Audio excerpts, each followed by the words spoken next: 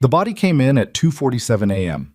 A 19-year-old soldier, 3 bullets in his chest, 1 in his neck, bleeding out on a gurney, while the trauma bay erupted around him. The attending physician took one look at the vitals and made a call that would echo through Harwick Memorial for years. Not survivable. Move on. But the nurse standing at the foot of that gurney, the one everyone called a glorified pill pusher, the one who'd been written up twice that month for insubordination, she didn't move on. She reached in, and she pulled that boy back from the edge of something permanent. Nobody thanked her. Nobody even noticed. Not that night. What they noticed, 3 weeks later, was the paperwork she'd filed, the inventory discrepancies she'd flagged, the names she'd written down. That's when they decided she had to go. If this story stays with you, follow along until the very end. Hit like, drop a comment with your city. I want to see how far this story travels. Let's begin. The night shift at Harwick Memorial started the same way it always did. Understaffed, overlit, and smelling faintly of industrial cleaner and something that never quite came out of the floors no matter how many times the custodians went over them. Nora Vasquez had worked this shift for 4 years. She knew the smell. She knew the sounds. The particular pitch of the cardiac monitors on the 3rd floor versus the 2nd, the way the elevator hesitated between 2 and 3 like it was reconsidering, the cadence of Dr. Pullman's footsteps when he was annoyed versus when he was actually concerned. She knew this hospital the way people know the houses they grew up in, not fondly, necessarily, just completely. She was charting at the nurse's station when the radio crackled. Mass casualty notification.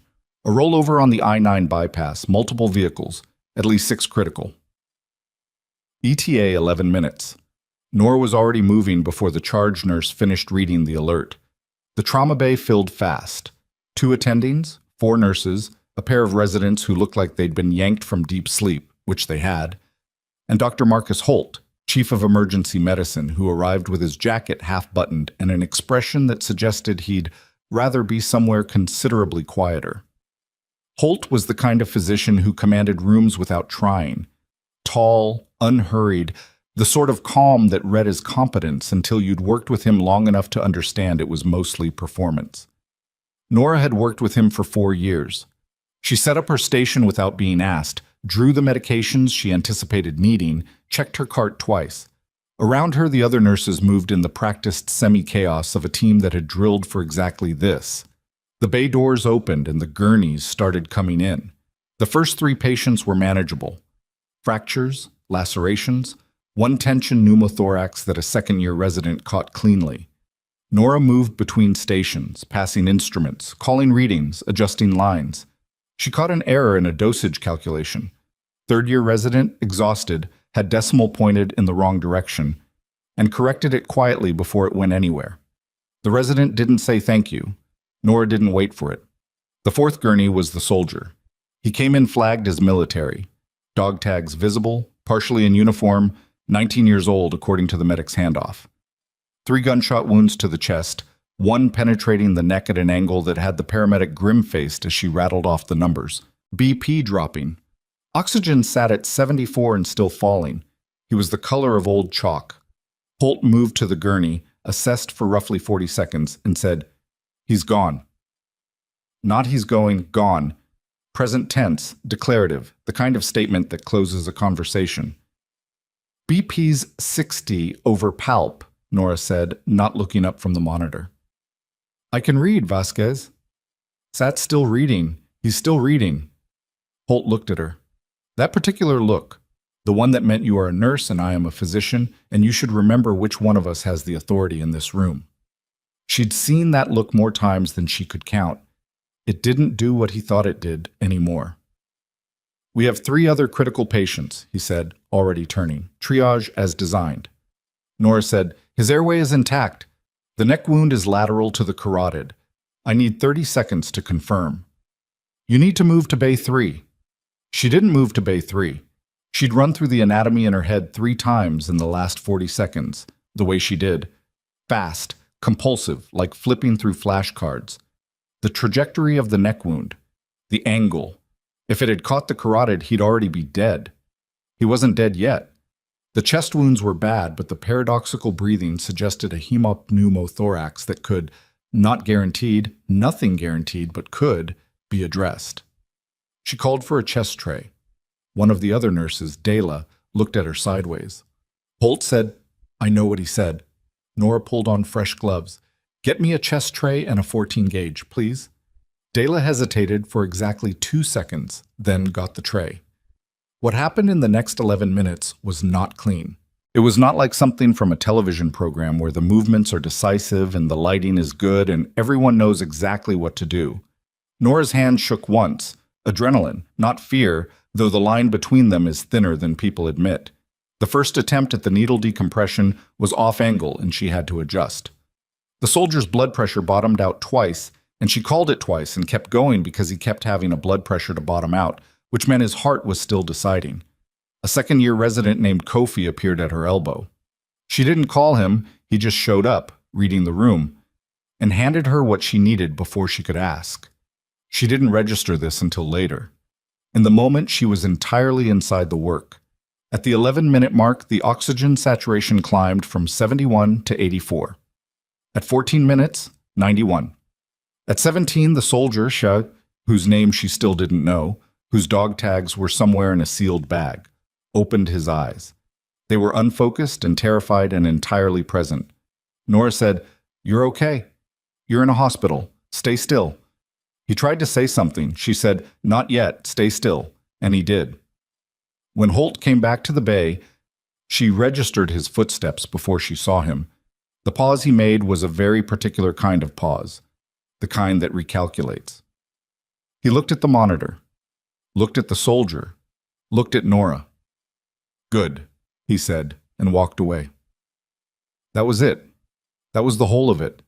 She hadn't expected a parade, she hadn't even expected acknowledgement, but something about the flatness of that single word, good, the way you'd say it to a dog who'd stayed, settled into her chest and stayed there. She filed the incident report the way she always did, accurate, detailed, signed with her full name, Nora A. Vasquez, R.N. She noted the time of the initial assessment, the attending's determination, her own intervention, and the outcome. This was standard. This was how it was supposed to work. What wasn't standard was what she noticed while she was pulling the soldier's chart together at the end of her shift. It started small. A medication listed in the chart that she'd never seen ordered, an expensive blood thinner, Valoxapan, that Harwick had been carrying for about 8 months. Nora had noticed it showing up in charts periodically, assigned to patients who, as far as she could tell, were never actually receiving it. She'd assumed charting error the first time. The second time, she'd mentioned it to the charge nurse, who told her to flag it with pharmacy.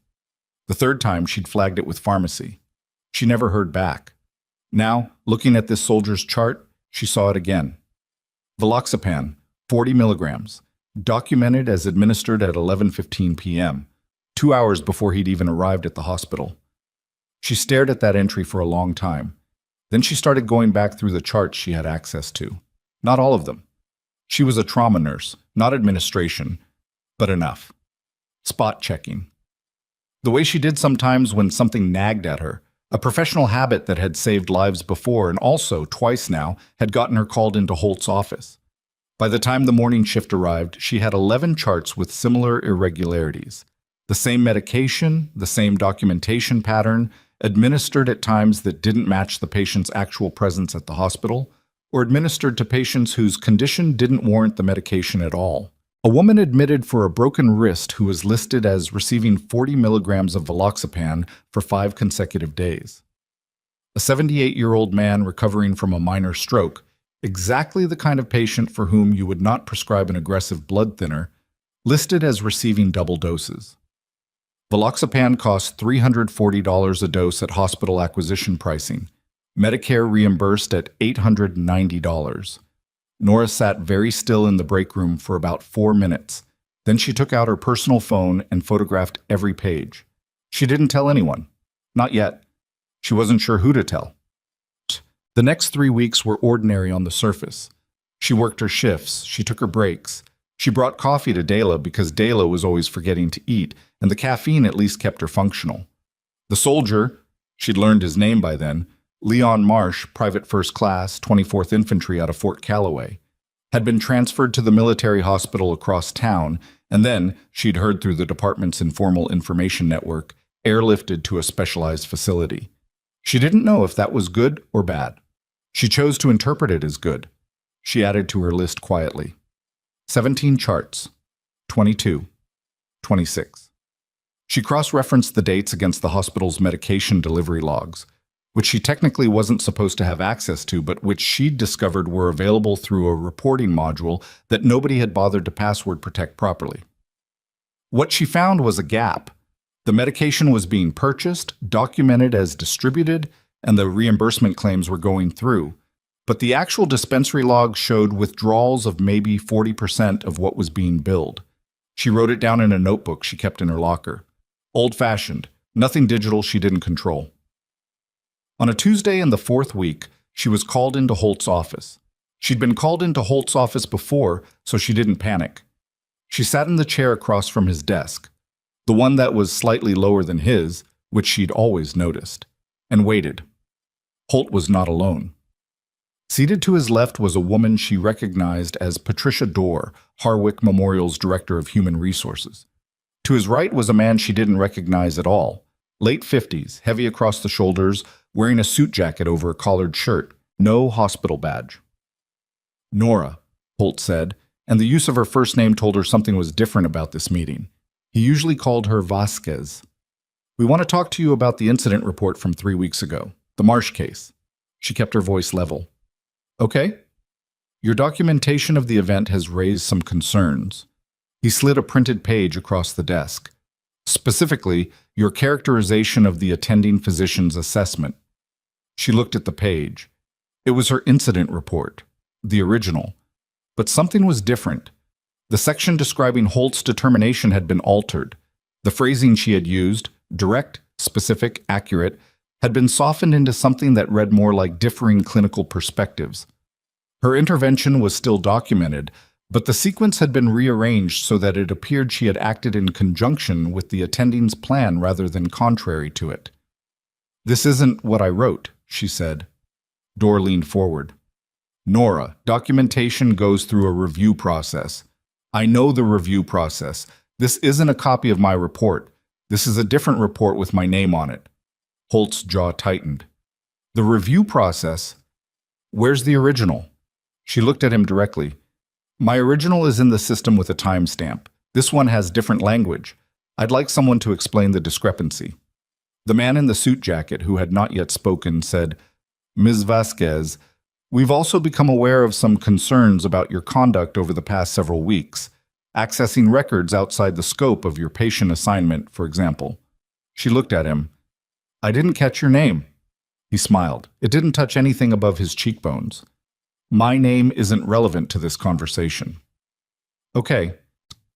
She looked back at Holt. Am I being disciplined? We're exploring options, Holt said. That's not an answer. We're giving you the opportunity to discuss the situation before we formalize anything. Dorr's voice had taken on the particular gentleness of someone who has had a lot of practice delivering bad news with soft consonants. Your record here has been strong, Nora. We want to resolve this in a way that's best for everyone. She sat with that for a moment. Best for everyone. I'd like to speak with someone from legal, she said, before we continue.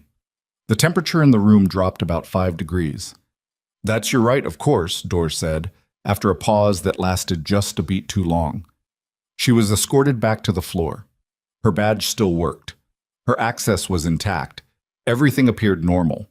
When she got to her locker at the end of the shift, her notebook was gone.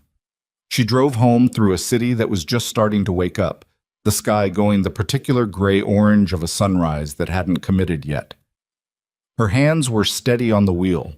She'd had the presence of mind 2 days after the meeting with Holt to photograph every page of that notebook and email the images to an address she'd set up specifically for this purpose, accessed only from her personal phone on data, never hospital Wi-Fi. She wasn't an investigator. She wasn't an attorney. She was a trauma nurse who had worked the night shift for 4 years and who had a particular problem with letting things go when they felt wrong. She pulled into her parking spot, sat in the car for a minute, and tried to think clearly about what she actually had.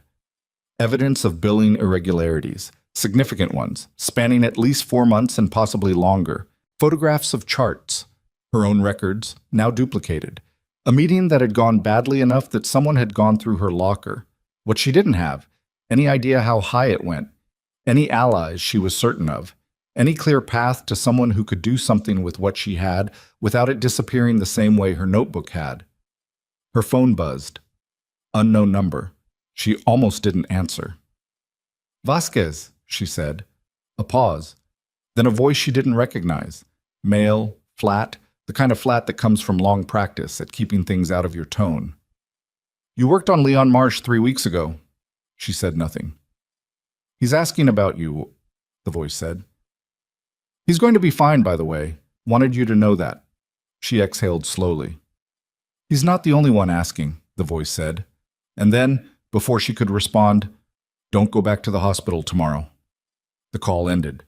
She sat in her car for a long time after that. The sunrise had committed by then, orange going yellow, the ordinary business of morning proceeding around her parking lot as if nothing had happened. Her phone buzzed again. This time it was a text, same unknown number, 4 words. Check your email account. She opened it on her data connection. One new message, no sender name, no subject line, just a set of coordinates and a time, 8:30. It was currently 6:44 a.m. She went inside, changed her clothes, drank half a cup of coffee she didn't taste, and drove back out into the morning toward coordinates she didn't recognize, to meet someone whose name she didn't know, for reasons that were starting to feel considerably larger than a billing discrepancy at a mid-sized trauma hospital.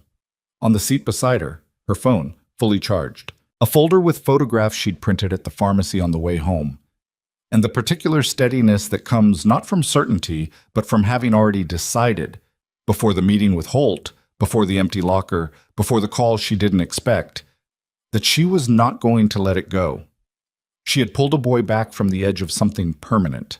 She was starting to understand that might have set something else in motion, something that had been waiting, maybe, for someone stubborn enough and quiet enough and sufficiently uninterested in being good for everyone to keep pulling.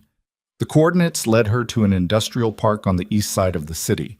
Not abandoned exactly, but the kind of place that does its business at other hours. Warehouses, a logistics company with 2 trucks idling out front, a chain-link fence along the perimeter with the kind of fence that's been there long enough that it's become part of the landscape. She parked. Checked the time. 8:23. A black SUV with government plates was already there. 2 men leaning against it. One of them was speaking quietly into a phone. The other one was watching her walk across the lot with the kind of attention that wasn't hostile, but wasn't casual either. The one on the phone ended his call as she approached. He was younger than the voice on the phone had sounded. Mid-30s, maybe. Short-sleeved despite the chill, forearms marked with the kind of tan that comes from actual outdoor time rather than effort. He had the look of someone who had spent years being underestimated by people who mistook stillness for passivity. She recognized the look. She had something of it herself. He said, Nora Vasquez. That's me. Special Agent Darren Okafor, Office of Inspector General. He held up credentials that she actually examined, which seemed to surprise him slightly. We've been building a case around Harwick Memorial's pharmaceutical billing practices for about 6 months. Your chart documentation is... He paused, choosing, extremely useful. The man in the suit, she said, the one in Holt's office who wouldn't give me his name. Okafor's expression shifted by about 3 degrees. Richard Stave. He's the CFO's outside contractor. Also, as of about 2 months ago, under investigation. She let that settle. How long have you known about the fraud? Known? 6 months. Able to prove to the standard required for federal action? He tilted his head. We were short on specific documentation. Internal charts dated and cross-referenced from a primary care nurse who was present for the relevant billing periods. Someone went through my locker, she said. We know. That doesn't bother you? It bothers me considerably. It also confirms they're scared. He looked at her steadily. They're going to terminate you, probably today. We want you to know that before it happens. She nodded once. She'd known it was coming from the moment she'd seen the altered incident report. Knowing it out loud was different from knowing it in the private part of her chest where she'd been carrying it, but not by as much as she'd expected. "What do you need from me?" she asked. Okafor said, "Everything you have, and your testimony, and..." Another pause, this one with something more careful in it. "The name of every patient you can identify from those charts, because some of those people are still at that hospital." She thought about the 78-year-old man, the woman with the broken wrist, the 19-year-old soldier who'd opened his eyes in a trauma bay at 3 in the morning and tried to say something she hadn't let him say yet. "Okay," she said. Behind Okafor, the second agent was already setting up a laptop on the hood of the SUV. Her phone buzzed. A Harwick Memorial number. HR, probably, or Holt's office. She looked at it. Let it go to voicemail. She turned back to Okafor and said, "Let's start." 4 miles away, in the executive conference room on the 5th floor of Harwick Memorial, a man whose name she now knew, Richard Stave, was on his own phone, telling someone that the Vasquez situation was handled. He had no idea she was already talking. The second agent's name was Priya Sandhu, and she worked fast. She had the laptop open and a portable scanner running before Nora had finished crossing the parking lot, and the first thing she said, without looking up, was, "If you have originals, we want originals. Photos are admissible, but chain of custody is cleaner with physical documents." She had the clipped efficiency of someone who had explained this many times and had given up softening it. Nora set the folder on the hood of the SUV. Photos and printouts. The originals are in the hospital's system with timestamps, but someone's had access to alter records before. I documented that in the incident report discrepancy, Sandhu said. "We have the original. We pulled it from the system before they could scrub the metadata." She glanced up then, briefly. "You submitted it at 5:48 a.m. on the 14th. The altered version replaced it at 11:22 a.m. the same day. 7 hours. 7 hours. Someone had moved fast. Okafor was on his phone again, standing 10 feet away, speaking in the abbreviated shorthand of a man running multiple threads at once. Nora spread her photographs across the hood, and Sandhu began scanning, checking each image against a reference document she had on screen. A spreadsheet, Nora saw, dense with line items and dates. "You recognize these charts?" Nora asked. "Some." Sandhu pointed at one of the photographs without touching it. "This patient, the stroke patient, Herman Boyle, 78, he's one of our anchor cases. We have 6 months of billing irregularities on his account alone. The Valoxapan charges totaled approximately $47,000. She paused. Medicare paid $103,000. Nora did the math and then didn't say anything for a moment because the number was large enough that it required a second. "How many patients total?" she finally asked. "At this hospital, active cases we can document? Somewhere between 60 and 80. But Harwick isn't the only facility." Sandhu said it without particular drama, the way you say things that have stopped shocking you through repetition. "There are 3 other hospitals in the network. We believe the scheme is operating across all 4. Nora looked at the parking lot. The trucks idling at the logistics company, the ordinary morning moving around them. "This isn't a billing department cutting corners," she said. "No," Sandhu said. "It isn't." Okafor came back. He'd put his phone in his pocket, and his expression had shifted into something more deliberate. "Your termination paperwork is being processed right now. HR sent it to legal at 8:17 this morning. You'll probably receive a certified letter by end of week, but they may call today." "On what grounds?" "Unauthorized access to protected patient records. Conduct unbecoming." He said it flatly, the way you repeat language you find distasteful. "It's a preemptive move. If they terminate you for cause, anything you say afterward looks like a disgruntled former employee." "That's a standard playbook." "Yes." He watched her. "It usually works." She thought about the 7 hours, about the altered report with her name on it, about whoever had gone through her locker carefully enough to take the notebook and leave everything else exactly as it was, so that for a moment, just a moment, she'd thought she was imagining things. "I need to know something," she said. "Leon Marsh, the soldier, is his case connected to this?" Okafor and Sandhu exchanged a look that lasted less than a second, but said something. "His chart has Valoxapan documented," Sandhu said.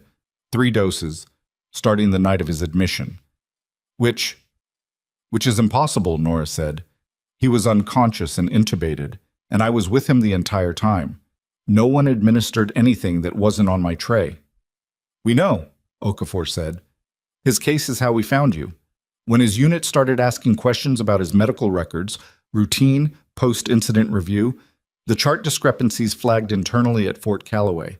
His JAG officer contacted our office 5 weeks ago. He paused. The night you saved his life, 3 people in that hospital were watching that trauma bay very carefully. Not because of Marsh specifically, because of the billing cycle. Every critical patient admitted to that trauma bay during the 3rd week of the month represents a documentation window. She stood there in the cold morning air and let that in. The ugliness of it, the specific transactional ugliness. They were billing against the critically ill, she said. The critically ill, the elderly, the post-surgical.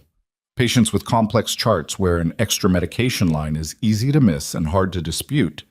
His voice was even. The scheme works because the patients are too sick to track their own medication records, and families are focused on other things. Nora thought about the woman with the broken wrist, Rebecca something, she hadn't memorized the last name, who had been billed for 5 days of blood thinner she never received. She thought about whether Rebecca something had any idea, whether she'd looked at her insurance statement and seen a number that seemed high and assumed she just didn't understand medical billing well enough to question it. Most people assume that. What do you need me to do? Nora asked. Right now? Keep your phone charged and don't discuss this with anyone at the hospital. Anyone. He emphasized the last word with something that wasn't quite a warning. Not even people you trust. We don't know the full scope of who's involved at the administrative level, and we don't want anyone spooked into moving documents. And when they terminate me? Let it happen. Don't fight it publicly. Don't call a lawyer yet. And I say yet specifically because you will need one, and we can connect you with someone. But right now, a legal dispute draws attention we're not ready for. He looked at her steadily. I know that's asking something.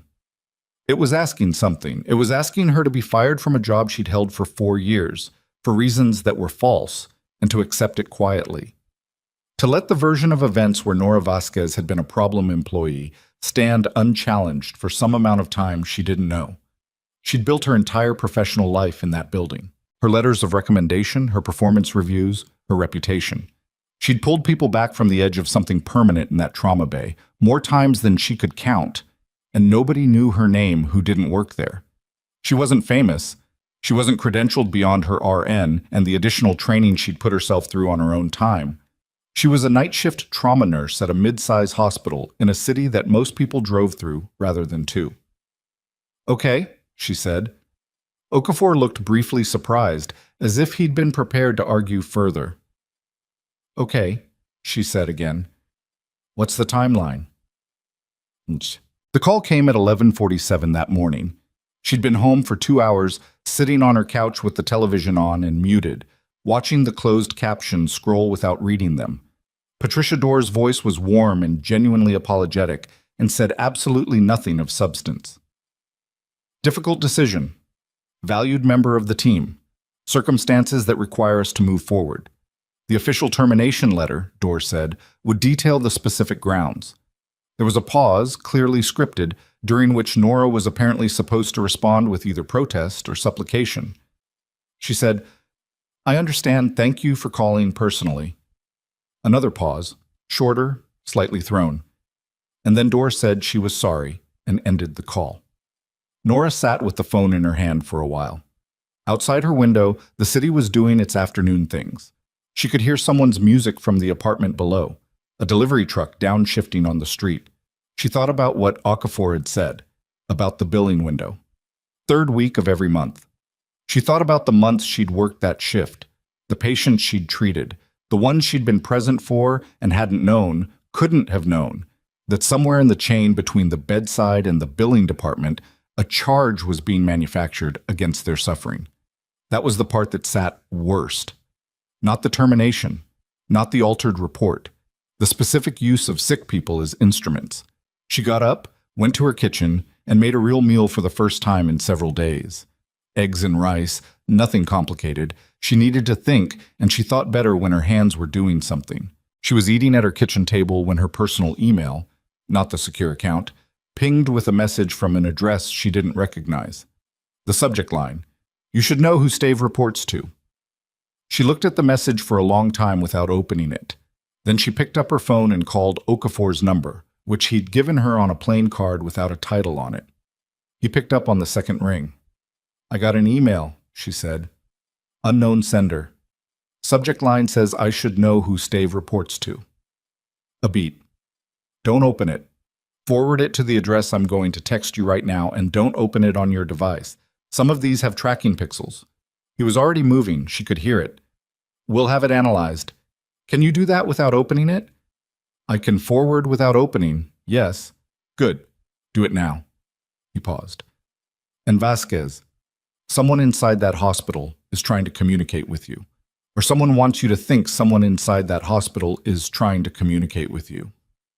She hadn't considered the second option. She did now. She forwarded the email unopened, confirmed with Okafor, and sat back down at her kitchen table. The rice had gone cold. The following 4 days were the strangest of her professional life, which was saying something because her professional life had contained a man who'd coded 3 times in one night and come back each time, a pediatric case she still didn't let herself think about too directly, and the 72 hours following a factory explosion 2 years ago when the trauma bay had looked like something from a war zone because in some functional sense it was. But those days had been full. Those days had had purpose and motion and the particular clarity that crisis imposes. These 4 days were empty in a way she didn't have a word for.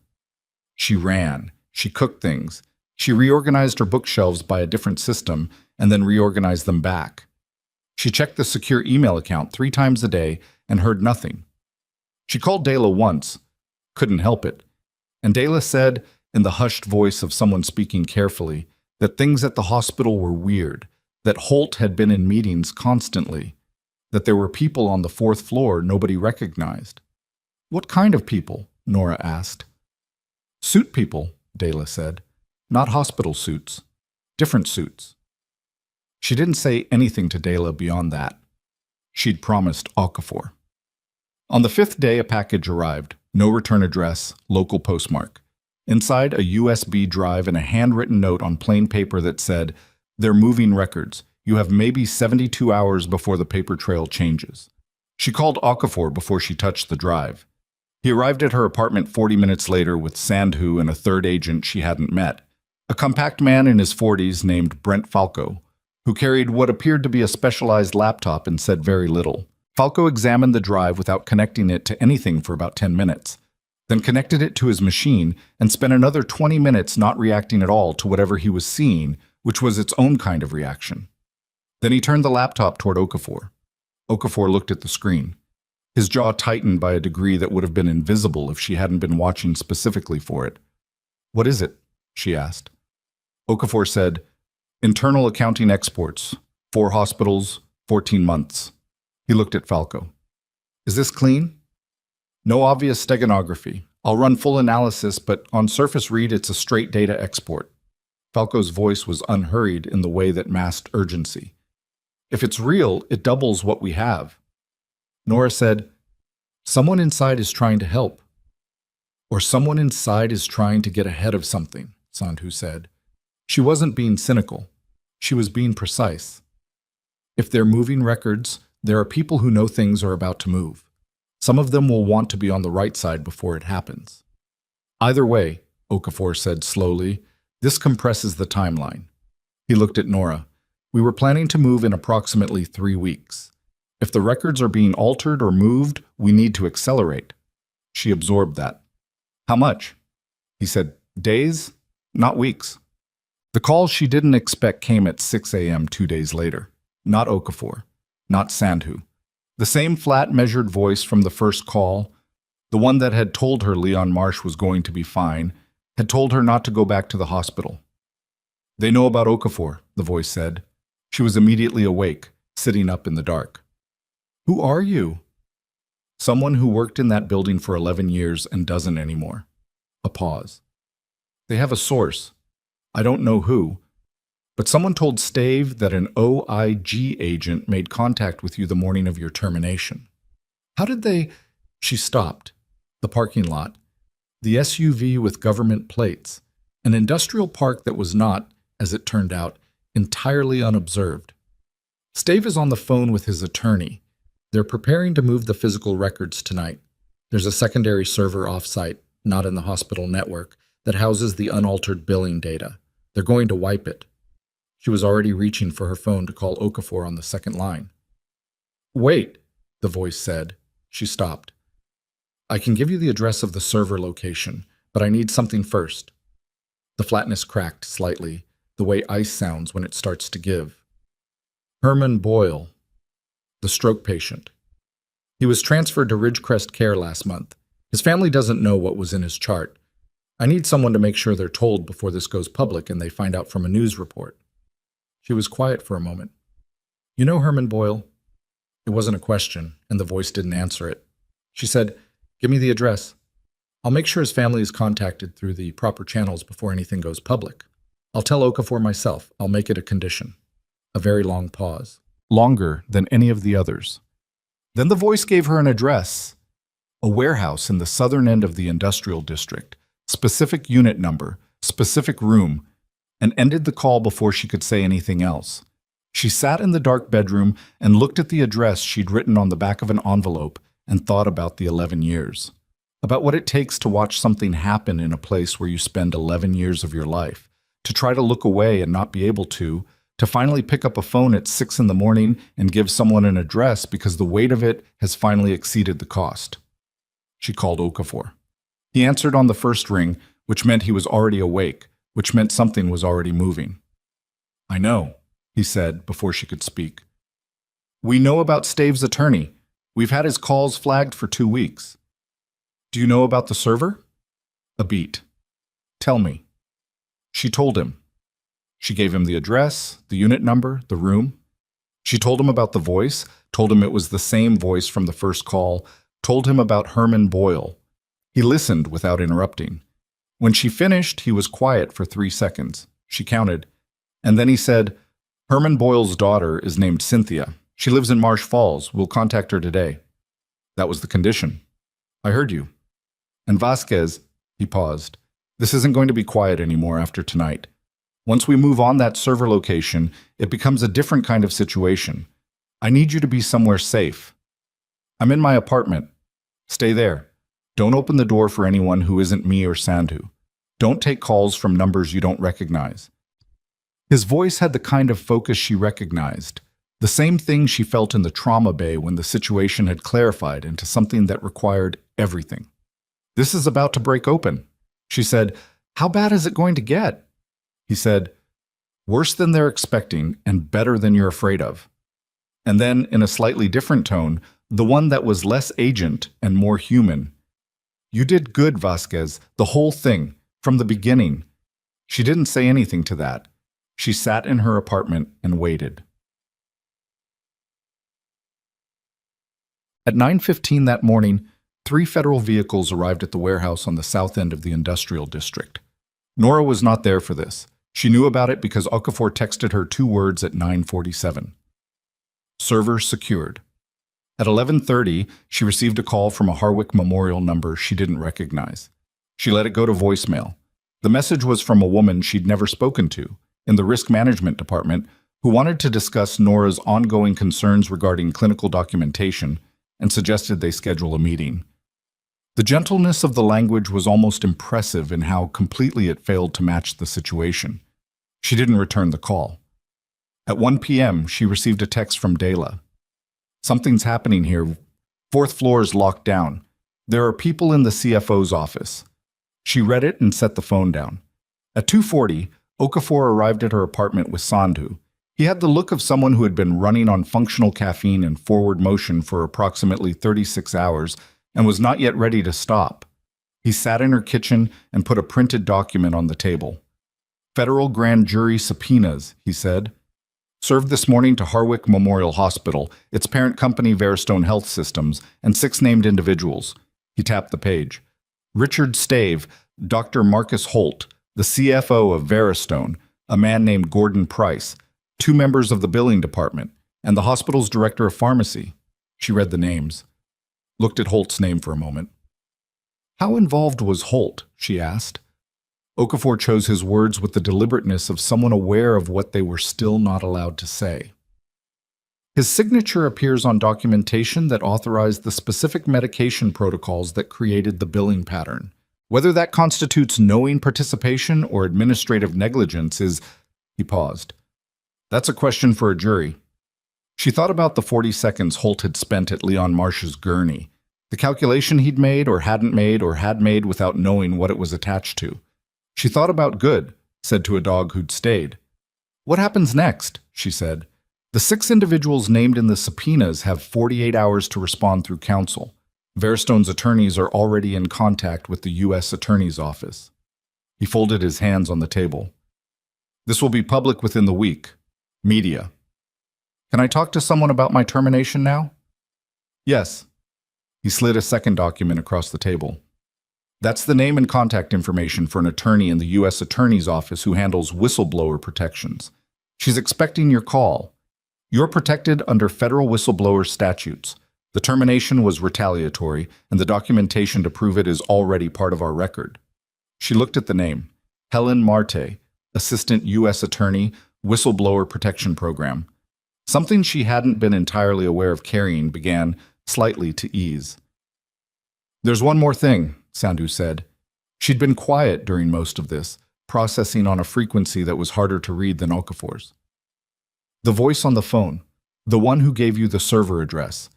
We've been able to narrow down likely candidates based on the internal knowledge they demonstrated. She looked at Nora with something careful in it. We believe it's a former pharmacist. Name of Alvin Nguyen. He resigned from Harwick 11 months ago. Reason listed as personal. 11 years, the voice had said. Is he protected? Nora asked. He will be, Okafor said. We're making contact today. She sat back in her chair. The kitchen was ordinary around her. The slightly cracked tiles she'd been meaning to report to the super for 2 months. The herbs she was growing on the windowsill that were doing only moderately well. The coffee maker that dripped on the counter no matter how carefully she positioned it. Everything ordinary, everything continuing. They're going to say I had an agenda, she said. Not panicked, just thinking out loud, tracking ahead. That I accessed those charts because I was building a case against the hospital. That my incident report wasn't documentation, it was ammunition. They can say that, Okafor said. What they cannot explain is the altered report with your name on it. The timestamp discrepancy. The notebook that went missing from your personal locker, which is a Fourth Amendment issue they really do not want to open. He said it without satisfaction, just precision. Their story requires you to have been acting in bad faith from the beginning. Your record at that hospital, 4 years, your performance reviews, your patient outcomes, does not support that story. She nodded once. Sandhu's phone buzzed. She looked at it and something crossed her face. What? Okafor said. Fort Calloway, Sandhu said. She looked at Nora. Leon Marsh's commanding officer is requesting to be included in the federal briefing. He's submitting a formal letter of support. She paused, reading. He's also submitting a formal complaint to the Army Inspector General regarding the use of active duty soldiers' medical records in a civilian fraud scheme. Nora said nothing. The particular weight of that. Leon Marsh, 19 years old, 3 bullets and a neck wound, and the color of old chalk. His chart used as a line item in a billing scheme while he was unconscious and bleeding in a trauma bay. His recovery, his life, reduced to a documentation window. His commanding officer knew that now. Sandhu was still reading. Her expression shifted by a degree. Marsh himself has submitted a statement. Nora looked at her. He says... Sandhu stopped, looked at Okafor. Something passed between them. Okafor looked at Nora. He says he'd like to meet you. When this is over, when you're ready. No pressure. He just... Okafor cleared his throat. He says he asked the medic in the ambulance if anyone had fought for him. The medic said yes. He says he's been trying to find out your name since he woke up. The kitchen was very quiet. Outside, the city continued. A siren somewhere, blocks away. ambulance, heading somewhere with urgency, someone's crisis becoming someone else's Tuesday, the ordinary machinery of emergency proceeding in every direction. She'd been the person in that trauma bay once. She would be again, somewhere, eventually, in some hospital that wasn't Harwick because she couldn't go back to Harwick.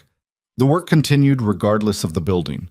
She was thinking about this, about next, about what after looked like, when Sandhu's phone buzzed again. And this time, the expression on Sandhu's face was different, more careful. She showed the screen to Okafor. He read it. Set the phone down with the specific controlled movement of someone who has just received information that requires a moment. What? Nora said. Okafor looked at her. Gordon Price, the CFO of Veristone. He was supposed to be served this morning. He paused. He didn't accept service. His attorney is claiming he's been out of the country since Monday. She waited. His passport was not flagged for international travel, Okafor said, which means either he's still in the country and his attorney is stalling, or he stopped. Sandhu said it flatly. Or he had a second passport and he's already gone. The silence in the kitchen had a different quality than it had had 30 seconds ago. Okafor was already reaching for his phone. Sandhu was already standing. The forward motion she'd described, the thing Okafor ran on, had shifted into a different gear entirely. If Price was gone, he'd known. He'd known the server was seized, known the subpoenas were coming, and he had moved before the door closed on him. Someone had told him. The source inside the OIG operation, the one who'd told Stave about Okafor's contact with Nora, hadn't just been passing information in one direction. Nora watched Okafor make his call, watched his jaw do the thing it did when a situation recalculated, and understood that what she'd thought was nearly over had just opened into something considerably larger and considerably less certain. The man at the center of it was somewhere, in the country, out of it, in a car, on a plane, nowhere trackable, with 14 months of financial data in his head and every reason in the world to make sure none of it ever became a story. Okafor's call lasted 4 minutes. Nora counted because counting was something to do with her hands that wasn't pacing. He spoke in the clipped, navigational shorthand of someone coordinating multiple moving pieces, and she caught enough of it to understand that the border alert was going up, that Price's known associates were being contacted, that someone at the U.S. attorney's office was being woken from what sounded like a very short night. When he hung up, he stood in her kitchen for a moment with his hand still on the phone, and she could see him running calculations she didn't have access to. Sit down, she said. He looked at her. You've been standing for 2 hours. Sit down and tell me what's actually happening, because I can fill in the gaps in whatever direction I want, and most of them are bad. Something in his expression shifted. Not softened exactly. More like he'd been reminded there was another person in the room. He sat. Price has been the financial architecture of this thing from the beginning, he said. Stave is the operational contact. He's the one who managed the hospital relationships, pressured the billing departments, handled the personnel problems. A glance at her that acknowledged what personnel problems meant in this context. But Price built the shell structure that made the money move. 3 LLCs, a pharmaceutical consulting firm that exists on paper in Delaware, and a distribution company that, on its surface, looks completely legitimate. On its surface, Sandhu said, from the window where she'd been standing since she'd gotten the text. Dig 3 layers down, the distribution company is receiving payments from Veristone's accounts receivable as quote-unquote consulting fees. The money cycles through the Delaware firm, gets redistributed to the LLCs, and arrives clean. How much? Nora asked. Okafor said, across 4 hospitals, 14 months, our current estimate is $11 million. The full accounting will take longer. She sat with that number.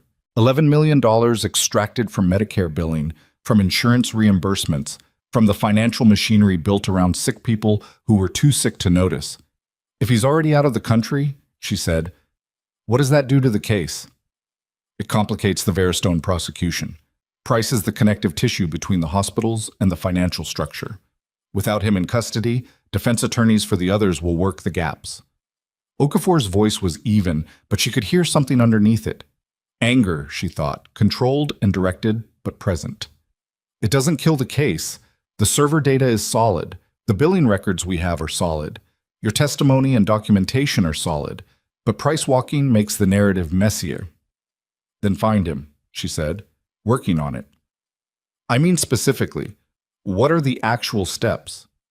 Okafor looked at her with the expression of someone recalibrating how much to share. He made a decision.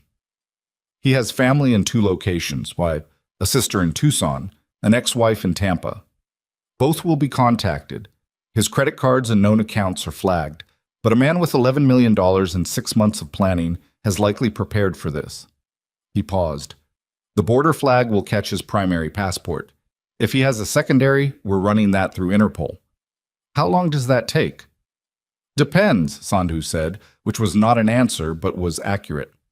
Nora was quiet for a moment. Then she said, Alvin Ngure, the pharmacist. Have you talked to him yet? We made contact 2 hours ago, Sandhu said. He's cooperating. He's scared. Is he safe? He's with agents. Okafor leaned forward.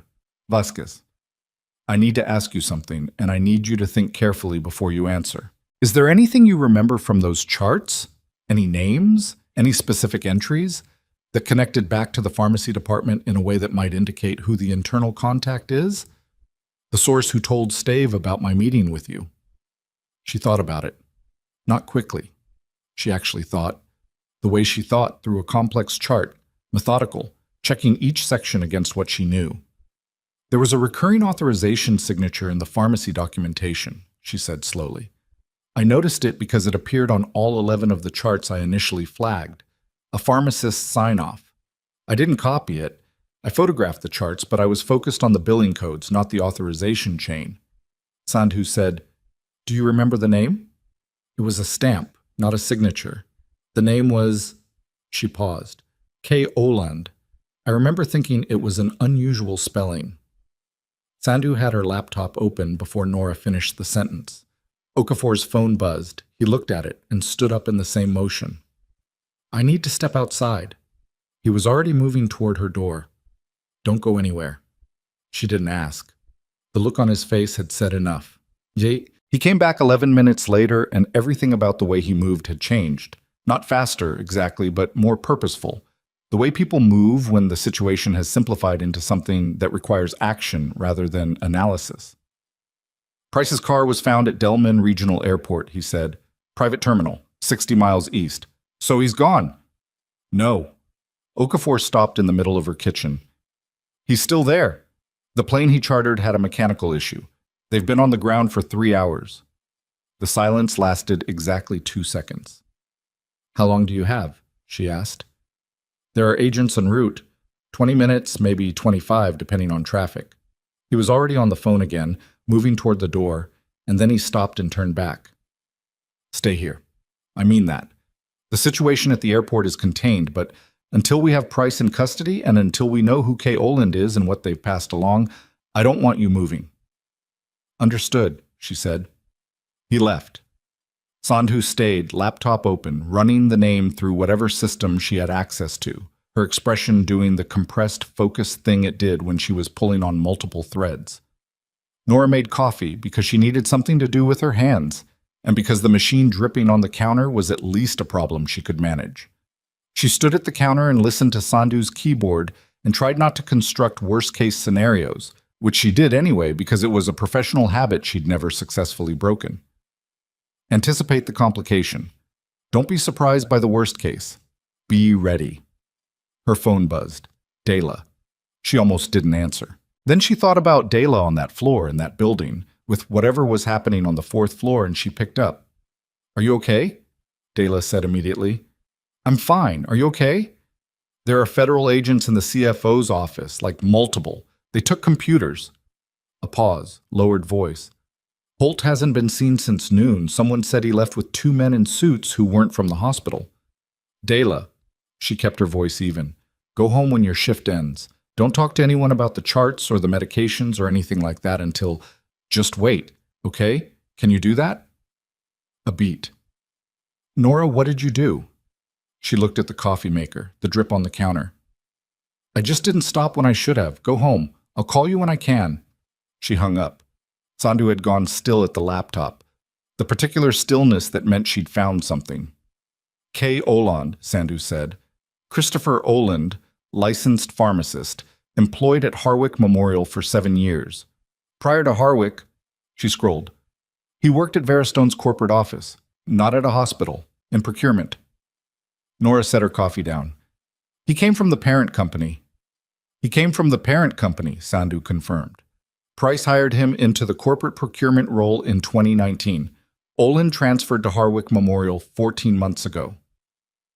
14 months, the same window as the billing scheme. He was placed there, Nora said. That's what it looks like. Sandhu was already typing, sending something. He's not a whistleblower who got scared. He's part of the mechanism. He was the pharmacy authorization that made the documentation look legitimate, and he's been feeding information back to Stave and Price about the investigation. The detail about the secure meeting, the government plates in the parking lot visible to whoever had been watching. Oland, or someone working with Oland, had been watching. Where is he now? Nora asked. Currently listed as on shift at Harwick Memorial. Nora looked at Sandhu. Sandhu was already on her phone. The next 40 minutes happened in the way that high-stakes things happen. Not in a clean sequence, but in overlapping pieces, each one arriving before the previous one resolved. Agents moved on Harwick Memorial's pharmacy department. Oland was detained at 3:47 p.m. He did not resist. According to the terse text Sandhu received 17 minutes later, he asked for a lawyer before the agent finished identifying herself. Okafor's text came at 3:52. Price in custody. Mechanical issue bought us the window. He had a Guatemalan passport and $40,000 cash. Not as prepared as he thought. She read it twice. Then she sat down on her couch and exhaled in a way that came from somewhere deeper than her lungs. Sandhu received the text at the same moment and allowed herself a single, compressed sound that was not quite a word. They sat in Nora's apartment while the city moved around them, while things were happening in an airport 60 miles east and in a hospital 4 miles north, while lawyers were being called and computers were being seized, and a man with a Guatemalan passport and $40,000 in cash was being walked into a federal holding facility and discovering that the mechanical issue had closed a door he'd thought was open. Nora said, "What happens to the patients?" Sandhu looked up.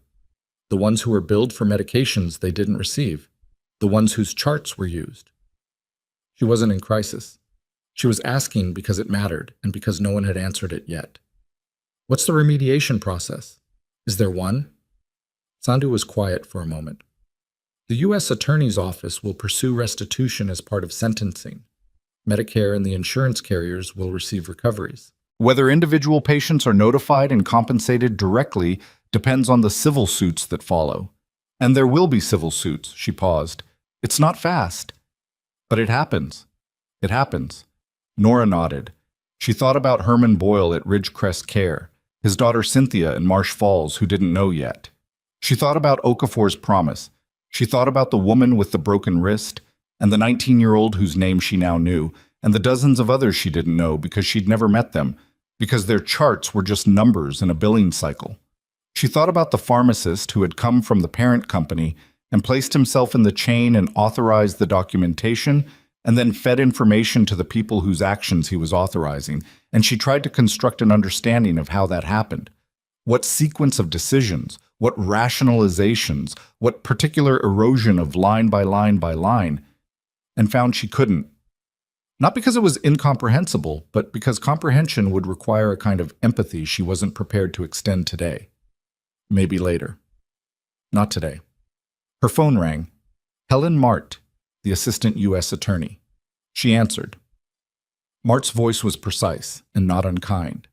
She explained in efficient terms that Nora's termination from Harwick Memorial had been formally logged as retaliatory under the False Claims Act's whistleblower provisions, that the documentation supporting this was substantial, that Nora had two options, a civil suit against Harwick and Veristone for wrongful termination, which Marty's office could support but not directly represent, or participation in the Quitam proceedings under the False Claims Act, which would entitle Nora to a percentage of the federal recovery. How much of a percentage? Nora asked. Mart said, between 15 and 30% of the government's recovery. On an $11 million base, and likely more as the accounting expands, that number is, I don't need you to calculate it, Nora said. I need to understand the process. A brief pause. Mart recalibrated. The process is straightforward. You have counsel assigned by end of week. Your testimony is formalized. The criminal proceedings against the named defendants move forward on the government's timeline. The quitam action runs parallel. Another pause. Ms. Vasquez, I want to be clear about something. You are the reason this case exists in the form that allows us to prosecute it. The server data and the Ngure testimony are significant, but your chart documentation, your specific, dated, cross-reference documentation, maintained under personal risk and professional retaliation, is the evidentiary spine. She listened. I've been in this office for 12 years, Mart said. Most fraud cases of this scale take between 3 and 5 years to build. Yours took 4 years because you were in that building for 4 years, and you noticed things, and you wrote them down. Nora said, I noticed a medication administered 2 hours before the patient arrived. Yes. That's not heroic. That's just reading a chart. I know, Mart said. And somehow, the simple agreement, the absence of the word remarkable or brave or any of the other words people reached for in these moments, was the most accurate thing anyone had said to her in days. They arranged a meeting for the following morning. Nora wrote down the time and the address and said she'd be there. She hung up. Outside, the sun was going down over the city, and the light had gone the particular copper orange of late afternoon, the kind that made ordinary buildings look briefly like something worth photographing. She stood at her window and watched it. Sandhu had packed up her laptop and was preparing to leave. She paused at the door. For what it's worth, she said, Oland is going to flip. He's not the kind who holds out. We'll have everything he knows within 48 hours. A pause. That'll close the last gaps. Good, Nora said. Sandhu left. The apartment was quiet. Not empty. It never felt empty to her, which she'd always considered a personality trait rather than a virtue, but quiet in the way that comes after sustained tension releases, a particular quality of silence that has shape to it. Her phone buzzed one more time. Unknown number. Different from the previous unknown numbers. She looked at it for a moment. She answered. The voice on the line was not Okafor, not Sandhu, not Mart. It was a voice she'd never heard before, and it said 4 words before the call dropped. They have De La Ose. She called Okafor before the dropped call finished echoing in her ear. He picked up on the first ring again, which meant he was still running on the same forward motion, not yet wound down from the airport. De La Ose, she said. Someone just called me. Unknown number, 4 words, call dropped. They have De La Ose. Tell me what that means. A beat that lasted too long. Hold, he said. Not to her, to someone in the room with him. Then back to her. When did the call come in? 40 seconds ago. Stay on the line. She heard movement, a door, Okafor's voice in a different register giving instructions she couldn't fully parse. Then he came back. De La Ose? She's a nurse on your floor at Harwick? She's my friend. She texted me 2 hours ago that the 4th floor was locked down. I told her to go home when her shift ended. The thing she'd been keeping compressed in her chest was starting to push against its edges. Okafor. What does they have her mean? Is this a threat? Is this someone trying to... I don't know yet. Flat, direct, not kind exactly, but honest. Give me 4 minutes. She stood at her window. The copper light had gone while she wasn't watching, and the city had moved into the blue-gray of early evening, streetlights starting to assert themselves against the dark. She watched a bus pull up at the corner stop and release 3 people who scattered in different directions with the purposeful indifference of people who had somewhere to be and knew exactly where it was. Her hands were steady. She noted this not with pride, but with the clinical detachment of someone monitoring their own vitals. 3 minutes and 40 seconds later, Okafor called back. De La Ose left Harwick Memorial at 4:15 p.m. Her car is still in the staff parking structure. A pause. She hasn't been reachable for the last hour. Her husband filed a welfare check request with Harwick Security 20 minutes ago, but because it hasn't been 48 hours, local police... She didn't go to her car, Nora said. No. Who knew she'd been in contact with me? Silence. Okafor thinking. Her text to you was on a personal phone. Unless it was monitored, he stopped. Oland. If Oland had access to the hospital's communication systems, does he? Pharmacy has administrative access to the internal messaging system. Not necessarily personal phones, but... He stopped again. We need to look at what Oland had access to before we detained him. That's a conversation you should be having right now instead of this one, she said. Sandhu is on it. His voice had the tightened quality of someone managing multiple crises simultaneously. Vasquez, I need you to stay where you are. I know that's difficult. Do you know who made the call to me? Working on tracing it. Then I'm going to call her husband. His name is Marcus Osei. She's talked about him enough that I have his number somewhere. She was already moving toward her phone's contacts. Someone should be with him who knows what's actually happening. Okafor was quiet for a moment. Don't tell him anything about the investigation. Welfare only. I know, she said. I know how to talk to people who are scared. She found Marcus's number in the contacts she'd never deleted from a work Christmas party 2 years ago, the kind of number you keep without knowing why. She called.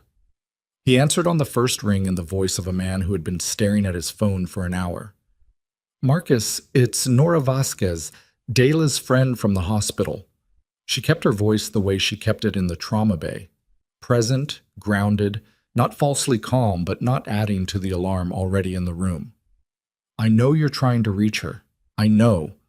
I'm going to tell you that there are people looking for her right now and that they're serious about it. Can you tell me the last thing she said to you today? He was quiet for 2 seconds. Then, she texted me at 4 o'clock. She said she was leaving work early. She said... His voice broke slightly and he rebuilt it.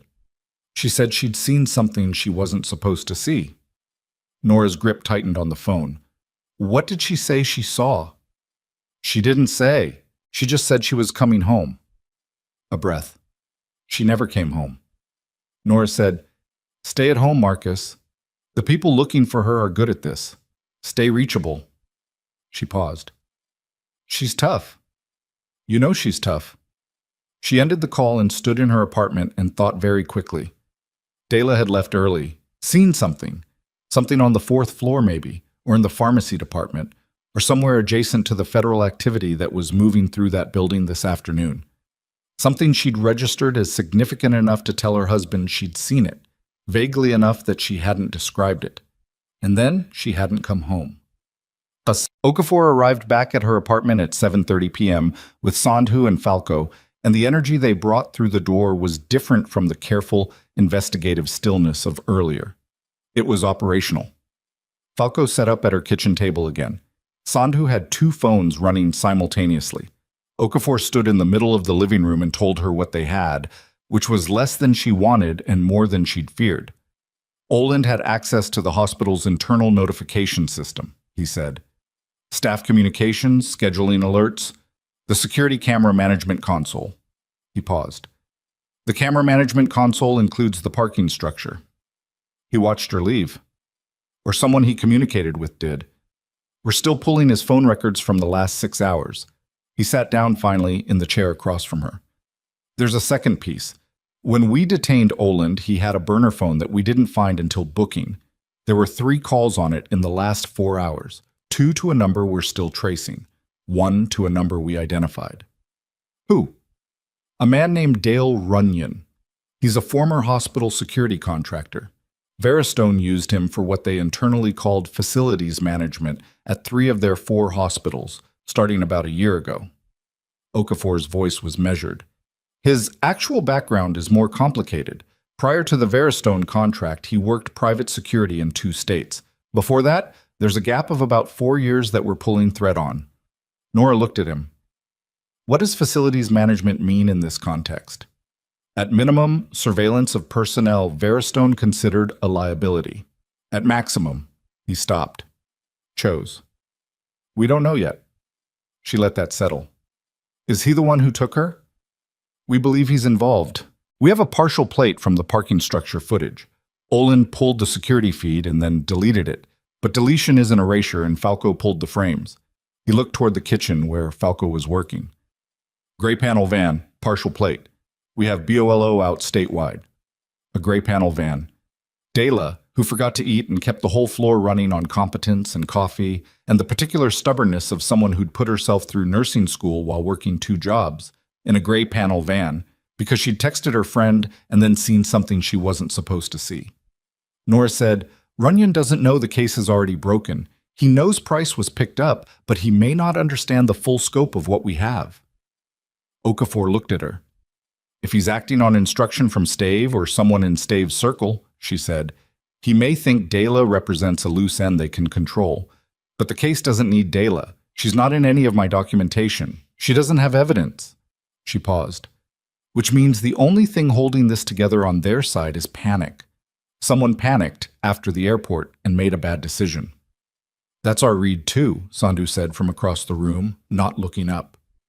Panicked people make more bad decisions, Nora said. Yes, Okafor said.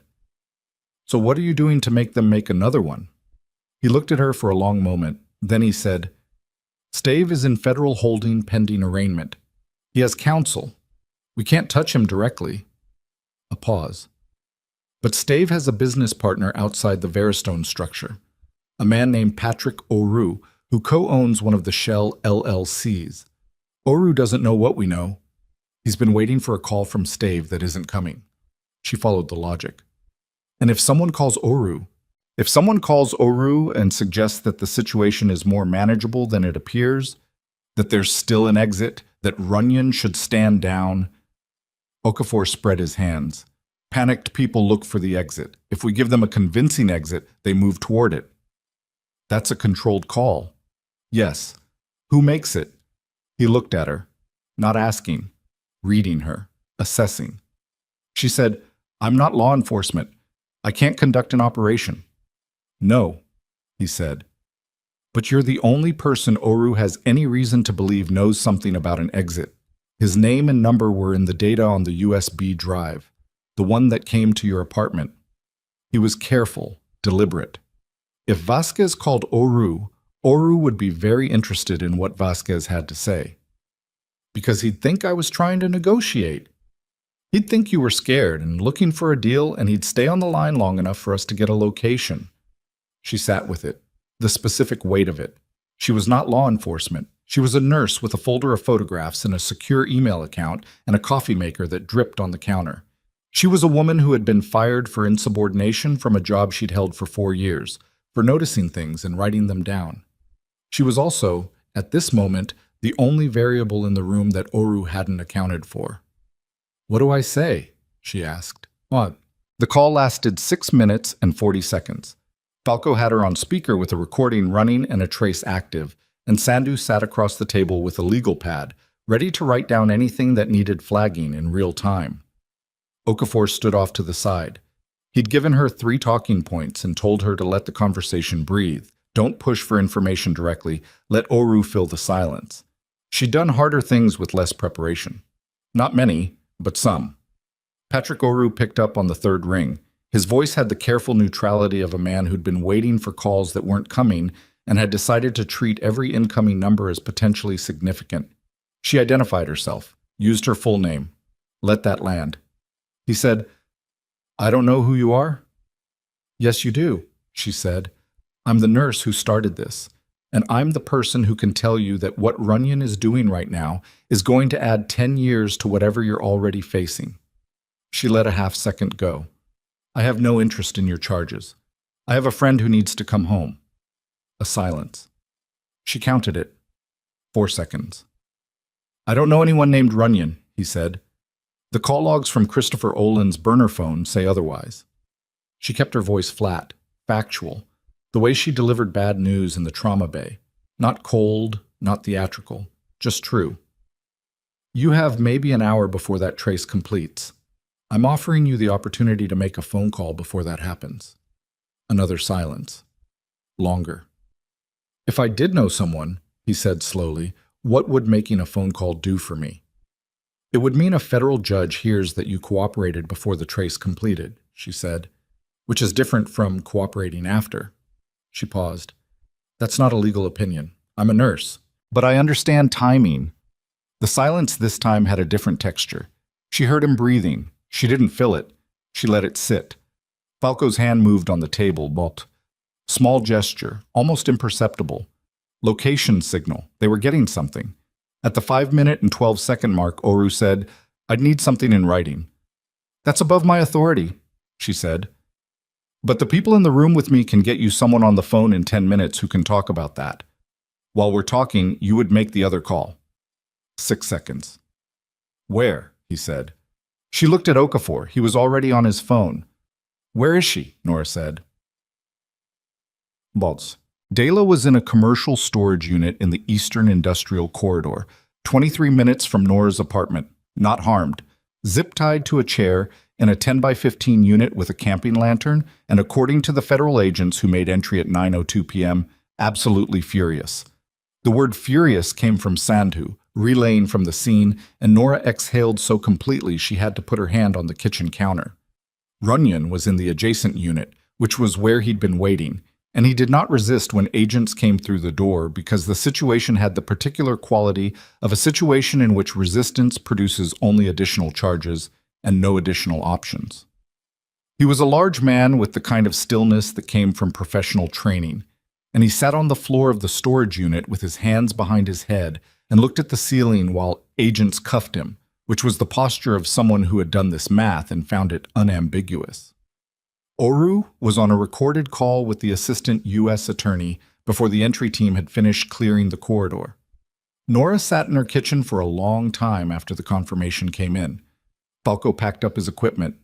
Sandhu went to the scene. Okafor stayed. He made coffee. The machine dripped on the counter, and he found a dish towel and put it under the drip without being asked, which was a small thing that for some reason she registered strongly. He set a mug in front of her and sat across the table. "She's okay," he said. "She's angry, which is the right response. They're taking her to the hospital for evaluation as a precaution, and then she can go home." "I told her to go home when her shift ended," Nora said. "You couldn't have known." "No, but I told her. And then she saw something and she left early and she was moving because I told her to move and someone was watching." She held the mug, not drinking, just holding. "What did she see? You said she saw something." There was a paper shredder in the CFO's office running when agents arrived at 4 p.m. to serve the subpoena. Someone had gotten there first, tipped off, presumably by Oland. The staff present included 2 billing clerks, the CFO's assistant, and Dela Ose, who was on the 4th floor delivering a patient transfer request to the wrong office. He paused. Wrong floor, wrong office. She'd been redirected by a colleague, and we're looking at whether that redirect was deliberate. She walked in while the shredder was running, and the CFO's assistant physically blocked her from leaving for approximately 90 seconds. 90 seconds. Long enough to make a call, long enough to pass a description. "What was being shredded?" Nora asked. "Physical documentation that corresponds, we believe, to the records that were also on the server we seized this morning." He paused. "We have the digital copies. The physical shredding was," he chose carefully, "largely symbolic at that point. Expensive destruction of evidence they didn't realize we'd already secured." She thought about that, about Price at the airport with his Guatemalan passport, $40,000, a plane that couldn't fly. About Oland in his pharmacy with his administrative access, watching a parking structure, making calls on a burner. About Runyon in a storage unit adjacent to a zip-tied nurse, doing the math of a situation that had already concluded without him. All of them moving fast in directions that had been closed for hours. "How did they not know the server was gone?" she said. Price was the only one who knew the server's full architecture. When he went to the airport, he stopped communicating with the others. They were operating on the assumption that the server was still at risk, trying to cover it, without knowing it was already secured. Okafor's voice had something dry in it. When you remove the person who knows the whole picture, the people who only know their piece start making decisions based on incomplete information. She thought about this, about the way systems fail. Not all at once, but sequentially, each piece making the wrong assumption because the piece it depended on was already gone. "Stave," she said. "He's in federal holding. Arraignment is tomorrow morning, federal courthouse, 9 a.m. Okafor looked at her. You don't need to be there. I know. She finally drank the coffee. It was adequate, which was all coffee made in her kitchen ever was. What about Holt? A pause. Holt turned himself in at 5:30 this evening. His attorney contacted the U.S. Attorney's Office and negotiated a voluntary surrender. He's cooperating. She sat with that, with the image of Marcus Holt, jacket half-buttoned, the manufactured calm, the single word good said to a dog who'd stayed, walking into a federal building voluntarily, through a door he'd seen coming for however long he'd known it was coming. Is he guilty? She asked. He signed the authorization protocols. He benefited indirectly through his performance metrics, which were tied to the hospital's billing efficiency. Okafor's voice was precise. Whether he knew what the protocols were being used for is something a jury will determine. She nodded. She didn't feel sorry for him. She wasn't sure what she felt about him. It was complicated in the way that things are complicated when a person has wronged you and you can't fully separate the specific wrong from the larger context that contains it. She'd figure that out later. There was time for it now. That was new. Jess. The story broke publicly at 6:47 the next morning, which was before her alarm and before her coffee, and before she'd fully processed that the night before had actually concluded the way it had. 3 news notifications in 60 seconds, then more. The U.S. Attorney's Office had issued a press release. Federal charges filed against 7 individuals in connection with a multi-hospital pharmaceutical billing fraud scheme totaling an estimated $14 million. The number had grown from 11, which she noted, across 4 healthcare facilities operated by Veristone Health Systems. She read it at her kitchen table with the coffee maker dripping on the counter. The press release named Stave, Price, Oland, Runyon, 2 billing department supervisors, and the CFO of Veristone. It named the 4 hospitals. It described the mechanism, the shell companies, the false pharmaceutical documentation, the Medicare billing pattern, and the kind of concise federal language that had the weight of months of work compressed into 3 paragraphs. It did not name Nora Vasquez. She'd expected that. The whistleblower protections that Marte had described included, where possible, keeping the whistleblower's identity from the initial public release. Her name would come out eventually, in court filings, in the civil proceedings, in the depositions that were already being scheduled. But not today. Today, she was not yet a name in a story. She was still, for a few more hours, just a nurse who'd been fired from a trauma hospital for insubordination. The second notification was a news alert with a photograph. Richard Stave, outside the federal courthouse following his arraignment, flanked by attorneys, moving fast with his chin down. He was not in handcuffs in the photograph, which was the way these things worked, but the set of his shoulders said something that the handcuffs would have said more explicitly. She looked at the photograph for a moment, then she set her phone down. Her personal email, not the secure account, had 17 new messages, which was unusual. She scrolled the senders and stopped on one. lt.j.wren@us.army.mil. She opened it. It was from a Lieutenant Colonel Josephine Wren, attached to the 24th Infantry out of Fort Callaway. It was 2 paragraphs long. The first paragraph explained that Lieutenant Colonel Wren was the commanding officer who had filed the formal complaint with the Army Inspector General regarding the use of active duty medical records in the Veristone fraud. The second paragraph said that Leon Marsh had requested to pass along a personal message, which was attached separately. She opened the attachment. It was 4 lines, handwritten, photographed, and sent as an image. The handwriting was that of someone who'd been writing left-handed, probably because his dominant arm was still in some stage of recovery. I heard you didn't stop when you were supposed to. I'm told that's why I'm here. I'm going to be at physical therapy for another 4 months, so I have time to wait. But when you're ready, I'd like to shake your hand. PFC Leon Marsh. She sat in her kitchen with 4 lines of left-handed handwriting on her phone screen, the coffee maker dripping behind her, the morning moving around the apartment in its ordinary way. She'd pulled him back from something permanent. She knew that. She'd known it the moment his oxygen saturation climbed from 71 to 84, the particular trajectory of a number that meant something other than what it had meant 30 seconds before. She'd known it and moved on to the next problem, the way you do, the way you have to. But he'd opened his eyes. He'd tried to say something. And he'd spent the weeks since finding out her name, and the weeks after that writing 4 lines with the wrong hand because the right one wasn't reliable yet. She put the phone face down on the table. Then she picked it up again and wrote back to Lieutenant Colonel Wren's address. Please tell Private Marsh I'll be in touch when the proceedings allow. Thank him for writing. N. Vasquez, R.N. The R.N. felt important. She kept it. She was still a nurse.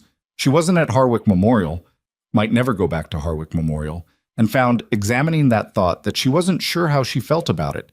But the credential was hers, had always been hers, was not contingent on a building or a badge or Marcus Holt's particular assessment of her value. The meeting with Mart was at 9 a.m. She had 2 hours. She showered, made actual breakfast, not just coffee, actual breakfast, eggs again because she bought eggs in quantity and went through them when she was stressed. She ate at her kitchen table and looked at the crack in the tile she'd been meaning to report and decided she was going to report it today. Her phone rang. Okafor. She answered. I need you to look at something, he said. Not urgent, or not urgently bad, which was a distinction she'd learned to make in these last days. The accounting that Falco ran overnight on the USB drive data. Okay. The 14 million we have documented crosses 4 hospitals over 14 months. That's the Veristone scheme. A pause. Falco found a second accounting layer. Not Veristone hospitals. Different facilities, different billing codes, different shell structure. She put down her fork. How much? She said. Okafor said, we don't know yet, but the oldest date in the second layer is 7 years ago. Another pause. Price didn't build this for Veristone. Veristone was the latest version. Someone ran this before. Someone taught him. The kitchen was very quiet. Who sent the USB drive? She said. We've been trying to confirm that since it arrived. His voice had the quality of a man who had been awake all night following a thread that kept extending. Alvin Ngur says it wasn't him. The packaging is clean. The postmark is real, but the origin point is a public mail drop. Someone wanted you to find the second layer, she said. Yes, Okafor said. Someone knew we were looking at Veristone and wanted to make sure we didn't stop there. She sat with the 7 years. With the scale of what 7 years meant, laid across multiple hospital systems, laid across sick people in multiple cities who'd been used as billing instruments for 7 years, or more, or however many years, extended back before the oldest date in that second layer. 7 years. Price had learned this from someone, built on something that already existed, which meant there was someone, somewhere, who was not in federal holding, who was not named in any press release, who had built the original architecture and then, at some point for some reason, had handed it off or been removed from it or walked away from it, and who had, apparently, just handed someone a USB drive. Her meeting with Marte was in 2 hours. She thought she was going to have more to talk about than either of them had anticipated. She ate the rest of her eggs cold because she forgot they were there. The second accounting layer, 7 years. Someone who had built the original architecture and then at some point stepped back far enough that Price became the visible face of it. The operational man, the one whose name appeared on the shell companies, the one who'd run for an airport with a Guatemalan passport and $40,000 and a plane that couldn't leave the ground. Price had run because he was scared, but scared people run toward something, not just away. They run toward whoever made them feel safe before. She called Okafor back. The person who built the original scheme, she said. Are they still connected to the healthcare industry? A pause. Why? Because the USB drive wasn't sent to expose Price. It was sent to limit the damage. Someone wanted the investigation to find Price and stop there. Handed you the full Veristone picture to make sure Veristone was the story. She stood at her kitchen window, watching the morning traffic on the street below. But Falco found the second layer anyway, which means the person who sent the drive underestimated what your forensic team could pull. She heard Okafor exhale slowly. We've been working that assumption since about 4 this morning. And there's a name attached to the oldest transactions in the second layer, a consulting firm that predates all the shell companies Price built. It was dissolved 8 years ago, but the registered agent... He stopped. She heard him decide how much. The registered agent is a woman named Sylvia Trask. She was the CFO of a hospital network in the Northeast for 12 years, retired 6 years ago. Since then, she's had no formal industry role. But she sits on 3 advisory boards for healthcare investment firms, and one of those firms is a minority stakeholder in Veristone Health Systems. The traffic below moved in its ordinary patterns. She didn't step back, Nora said. She stepped sideways. That's the working theory. His voice had the controlled tension of someone managing what they knew against what they could prove. The second layer of transactions shows the consulting firm receiving fees from hospital networks that, when we traced the ownership structure, all had one thing in common. Sylvia Trask was on their leadership team, or their board, or their advisory committee. Every single one. The scheme didn't start with Price. He was brought in as the financial engineer about 6 years ago, right around when Trask officially stepped back. She handed him the playbook and took a passive income position in the enterprises he ran it through. A pause. She's very good. The connection points are all legal at the surface level. Advisory fees, board compensation, normal investment returns. What's underneath is 8 years of systematic exploitation of Medicare billing windows, running across at least 6 hospital networks. Nora said, "How much total?" Okafor said, "Our preliminary estimate is between $60 and $70 million. She sat down on her couch because her legs made a decision about that number before the rest of her caught up. 60 to 70 million. Across 6 hospital networks, 8 years of sick people used as line items, elderly patients with complex charts, critically ill patients whose families were too focused on survival to audit a billing statement, veterans with penetrating trauma who were unconscious and intubated while their charts were documented with medications they would never receive. 8 years. She didn't know Falco would find the second layer, Nora said. She thought the USB drive would give you Price and close the investigation.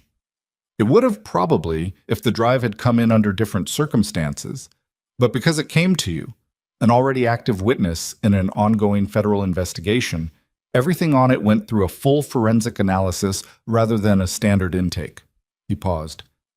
She couldn't have anticipated that. She was used to dealing with investigators who received tips through normal channels.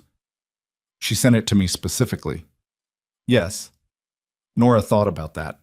About being chosen as the delivery mechanism for a misdirection that was supposed to bury the bigger crime by solving the smaller one.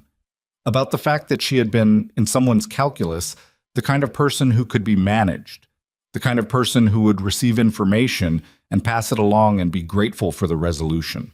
The same assumption that Holt had made, standing at Leon Marsh's gurney. Not survivable. Move on. When are you moving on Trask? She asked. The U.S. Attorney's Office is in contact with the FBI's Financial Crimes Division this morning. The second layer crosses federal jurisdictions in a way that the Veristone case alone didn't. We're looking at a coordinated federal action. He paused. It won't happen today. Possibly not this week. These things take time, she said. I know. But it will happen. The second layer is on record. It's been logged, time-stamped, analyzed. It cannot be made to not exist. His voice had something in it that was different from the operational precision she'd come to read as his baseline, something quieter and more certain. She spent 8 years building something invisible. You've been building a record for 4. The difference is that yours is the one that holds up. She sat with that for a moment. Then she said, I have a meeting with Marte in an hour and 40 minutes. Tell her everything you told me just now. I was going to. I know, he said. I just wanted to say it out loud. The meeting with Helen Mart lasted 3 hours and 20 minutes, which was 2 hours and 20 minutes longer than scheduled. And by the end of it, Nora's coffee had gone cold twice, and Marte had filled 14 pages of a legal pad and made 7 phone calls, 5 of which she took outside the conference room. Marte was a woman in her mid-40s who had the kind of face that gave nothing away professionally and periodically gave everything away when something surprised her. The second accounting layer surprised her. She spent approximately 30 seconds not reacting, which was itself a reaction, and then she made the first of the 7 calls. By the third call, a second attorney had joined them, a man from the Financial Crimes Unit named Derek Somm, who carried a different kind of legal pad and sat at the corner of the table and listened with the intensity of someone whose entire workday had just reorganized itself around a single data point. Nora told them what she knew, what she'd observed, what she'd inferred, and could support. She was precise about the distinctions. She said, "I believe when she was inferring, and I documented when she was citing." She had been doing this her whole career, distinguishing between what the chart said and what she assessed, and it translated cleanly into a room where those distinctions mattered for different reasons. At the 2-hour mark, Mart set down her pen and said, "I want to be direct with you about something." Nora waited. "Your qui tam claim under the False Claims Act covers the Veristone scheme. $14 million, with the government's recovery percentage applied to your portion. That number is meaningful." She paused. "The second accounting layer, the expanded scheme, is a separate federal investigation. Your role in surfacing it through your handling of the USB drive and your analysis this morning will be part of the record. Whether it attaches to a separate qui tam claim depends on how the investigation proceeds and what the evidentiary record ultimately attributes to your actions." "I'm not asking about the money," Nora said. Mart looked at her. "I want to know about the patients," she said. "The ones across all 6 networks. Not just Veristone, all of them. Is there a mechanism for notifying them, for making sure they know what happened to their charts?" Martetti was quiet for a moment. "That's a complex question at the broader scope. For the Veristone patients, yes. Notification is part of the remediation process the court will order. For the patients under the expanded investigation, that depends on the scope of charges and the remediation agreements that come out of sentencing." "It should be a requirement," Nora said. "Not optional, not handled quietly through insurance adjusters. The patients should know." Sam looked up from his legal pad. Marte said, "I hear you. I can't promise court orders I haven't written yet. But I can tell you that patient notification is something I will push for explicitly in the remediation framework." She held Nora's gaze. "That's not nothing." "No," Nora said, "it's not." She meant it. It wasn't nothing. It was a prosecutor in a federal building committing to push for a thing that would not benefit the government's case and would not benefit her career metrics, but would mean that a 78-year-old man in a care facility and a woman who'd had a broken wrist and dozens, maybe hundreds of others, would eventually receive a letter that told them the truth about what had been done to their records. Late, imperfect, insufficient, in the way that all after-the-fact justice is insufficient. But true. And true was what she'd been working toward. The public story grew in the way these stories do, not in a clean wave, but in overlapping currents, different pieces surfacing in different outlets at different times, each one adding a layer that the previous one hadn't included. The first wave was the criminal charges. Stave, Price, Oland, Runyon, the billing supervisors, the Veristone CFO. 7 names, 7 sets of charges, press conference coverage that ran on 2 local stations and got picked up by a wire service. The numbers were large enough to be interesting, and the mechanism was simple enough to explain in a chyron. The second wave, 2 weeks later, was the expanded investigation. FBI financial crimes, 6 hospital networks, preliminary figure of $67 million, a name, Sylvia Trask, retired healthcare executive, currently under federal investigation for racketeering and healthcare fraud. Her photograph ran with the story, a professional headshot from her last board appointment, the kind of photo taken when someone is at the peak of their institutional legitimacy. She looked, in the photograph, exactly like what she had believed herself to be. Untouchable. She was arrested on a Tuesday morning at her home in a suburb she'd chosen specifically, Nora suspected, for its distance from anything associated with the hospitals she'd spent 8 years exploiting. 2 federal agents, a warrant, and the particular indignity of handcuffs in a driveway, which the news cameras did not capture because her attorneys had managed that much. But the arrest record was public, and the charges were public, and the figure, $67 million, 8 years, 6 hospital networks, hundreds of patients, that was public too. Nora read about the arrest on her phone in the parking lot of a grocery store, sitting in her car with the engine running and a bag of groceries in the back seat. She sat there for a few minutes. She didn't feel the satisfaction she'd imagined she would feel, which surprised her. And then, on reflection, didn't. Justice at the scale of federal prosecution is a slow and impersonal machine. It doesn't arrive with the emotional clarity of a climax. It arrives as a press release, a docket number, a name in a database. What she felt, sitting in that parking lot, was something quieter. Not satisfaction, something more like completion. The sense of a weight that had been distributed across her shoulders for a long time, making a small shift toward something else.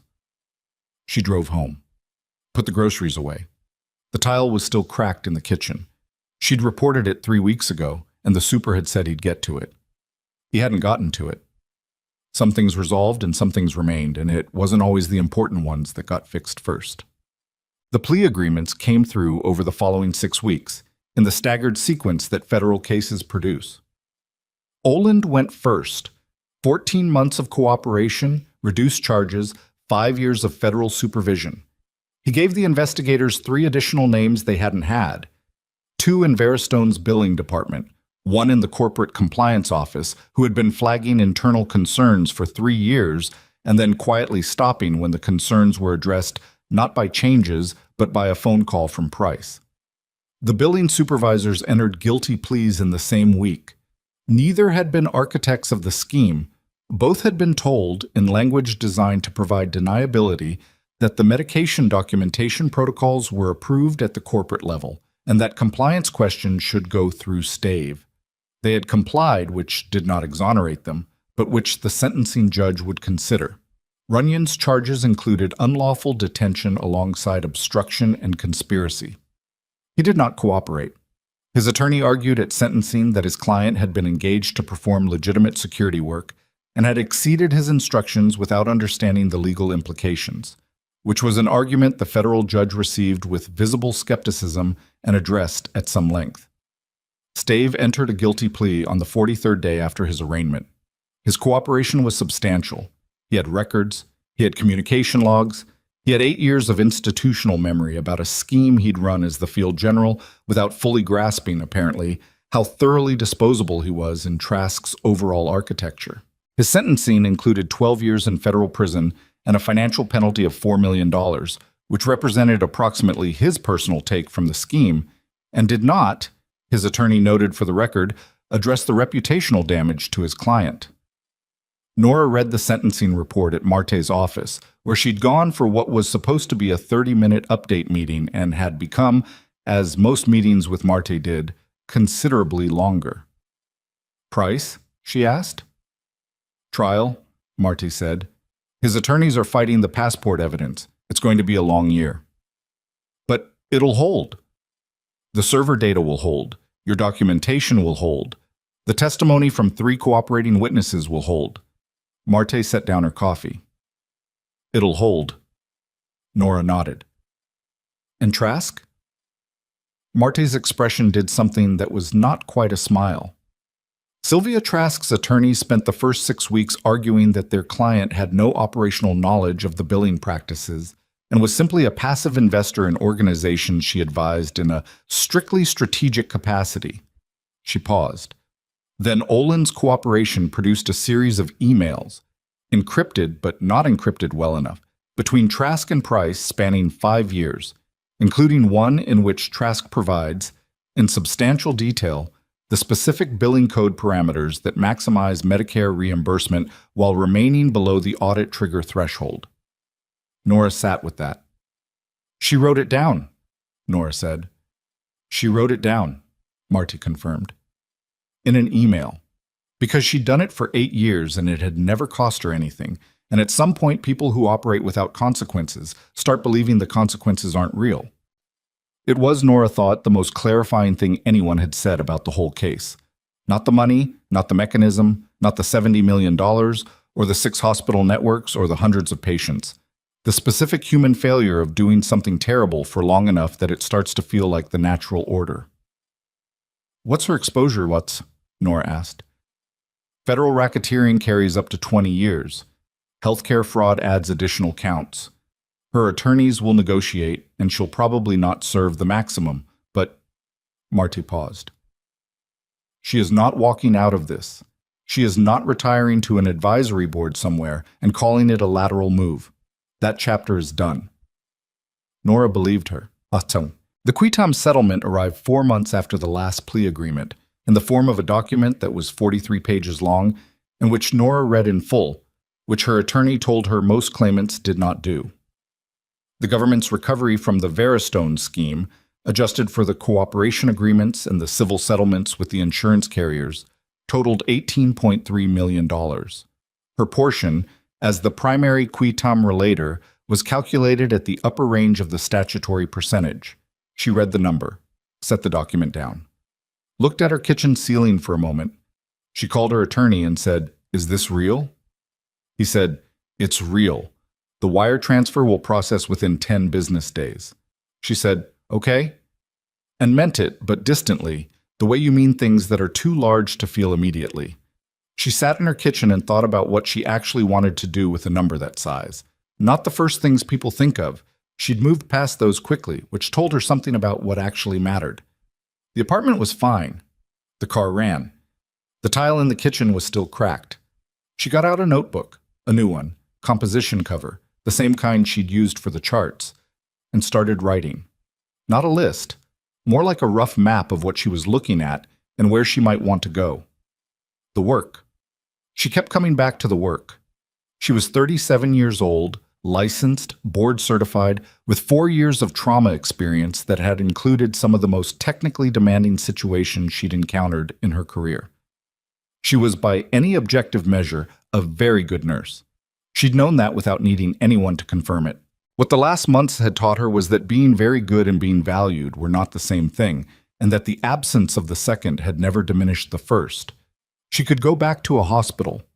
Mart had told her that the wrongful termination settlement, separate from the Quitom, a civil action against Harwick and Veristone that had concluded quietly and without admission of liability, which was how these things usually concluded, included a formal removal of all adverse records from her professional file. She was, on paper, a nurse with an unblemished record who had voluntarily resigned from her previous position. Voluntarily. She'd laughed at that word when she'd read it, but the clean record meant options. Hospital systems across the region had reached out, through channels, to say they would welcome an application. One of them was Crestfield Medical, which had a level 1 trauma center and a night shift that ran understaffed and which had a chief nursing officer who had apparently read something about the Veristone case and sent a letter that said, among other things, "We could use someone who reads charts that carefully." She'd folded that letter and put it in the notebook. But there was the other thing, too. The thing she kept coming back to in the map. The patients who hadn't known, the ones who'd received letters. Mart had pushed for the notification requirement and the court had ordered it, which meant it was happening, slowly, imperfectly, but happening, and who were trying to understand what the letter meant, whether they'd been harmed, whether the medications they hadn't received had mattered to their outcomes. Most of them had no one to ask who wasn't either a lawyer managing liability or a hospital representative managing optics. She started writing faster. Leon Marsh was thinner than she'd expected and moved with the particular careful precision of someone who'd relearned their body's geometry from scratch. He was waiting outside the VA outpatient clinic when she pulled up, in a jacket that was slightly too light for the October chill, with the slightly self-conscious posture of someone who'd been told their whole life to stand straight and was currently finding that harder than usual. He'd insisted on standing. His physical therapist had apparently told him he could walk 2 blocks without a cane. He'd walk 3, just to confirm. She knew this because he told her immediately, before she'd fully gotten out of the car, with the earnest specificity of someone who had been storing it up. She found it unexpectedly funny and laughed, which seemed to relax him. They walked to a coffee place half a block away and sat at a corner table, and she ordered black coffee and he ordered something with an embarrassing amount of syrup in it, and when she raised an eyebrow at it, he said, "I got shot 4 times. I can order what I want." "That's fair," she said. They talked for 2 hours. He was 20 years old now, would be 21 in March, had the particular mix of old and young that comes from having been through something that most people his age hadn't been near. He talked about the therapy, physical, the other kind, both, with the directness of someone who'd decided that pretending otherwise was a waste of time he didn't have. He talked about his unit, his CO. Lieutenant Colonel Wren, who he described as terrifying in the most admiring possible way. He talked about the night, not all of it, not the parts he didn't remember, which were most of them, but what he did remember, the inside of the ambulance, the lights overhead moving past, a voice that he couldn't place as male or female, just calm, telling him something he couldn't hear clearly, but that had the quality of instruction. "Was that you?" he asked. "I don't know. Maybe the paramedic in the rig." "The medic said there was someone in the trauma bay who didn't give up on me." She looked at her coffee. "That's a generous way to frame it," she said. "I read a chart and didn't like what it said." He was quiet for a moment. "My mom asked me what I wanted to say to you when I got to meet you. I said I didn't know." He turned his cup in his hands. "I still don't, really. Thank you seems small, but it's what I have." She looked at him directly. "Then thank you is enough." He nodded, looked out the window. Then, in a different register, "I saw the news about the hospital." "Yeah." "Your documentation, the charts." "Yeah." "How long did you know something was wrong?" She thought about it. "I saw the first discrepancy about 18 months before it came apart. I kept thinking it was a charting error." "What made you stop thinking that?" "A 19-year-old soldier got admitted with a viloxapan charge in his chart 2 hours before he arrived at the hospital." She paused. "You can rationalize a lot of things, but not that." He absorbed this. He had the quality, she noticed, of someone who listened fully, not waiting for his turn, actually listening, which was rarer than it should be. "They tried to use me," he said. "Quiet, but certain." "Yes." "And you didn't let them." She could have said something modest. She chose not to. "No, I didn't." He extended his left hand across the table, right arm still in partial restriction, she noted the angle, and she shook it. His grip was solid, the grip of someone rebuilding. She drove home with the windows down despite the October cold, because the air felt like something she wanted in her lungs right now, clean and particular and present.